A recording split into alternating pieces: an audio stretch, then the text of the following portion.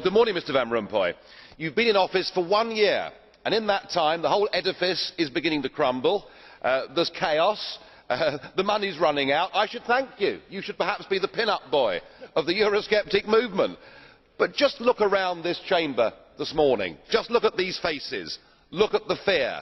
Look at the anger. Poor old Barroso here looks like he's seen a ghost. You know, they're beginning to understand that the game is up. And yet, in their desperation to preserve their dream, they want to remove any remaining traces of democracy from the system. And it's pretty clear that none of you have learned anything.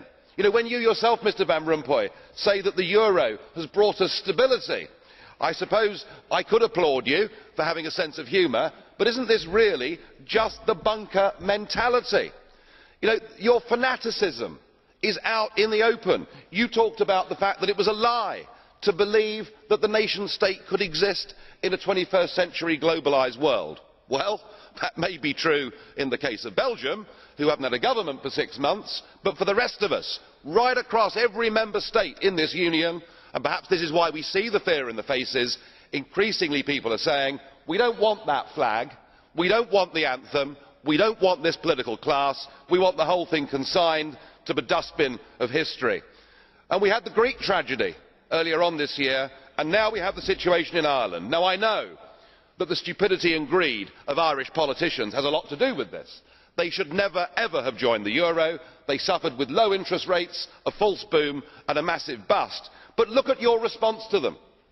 What they're being told, as their government's collapsing, is that it would be inappropriate for them to have a general election.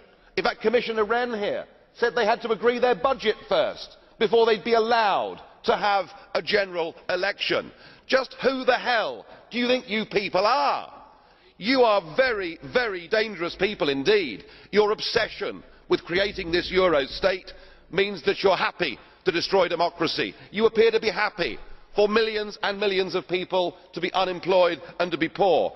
Untold millions must suffer so that your euro dream can continue. Well, it won't work, because it's Portugal next. With their debt levels of 325% of GDP, they're the next ones on the list, and after that, I suspect it'll be Spain. And the bailout for Spain would be 7 times the size of Ireland, and at that moment, all of the bailout money has gone. There won't be any more.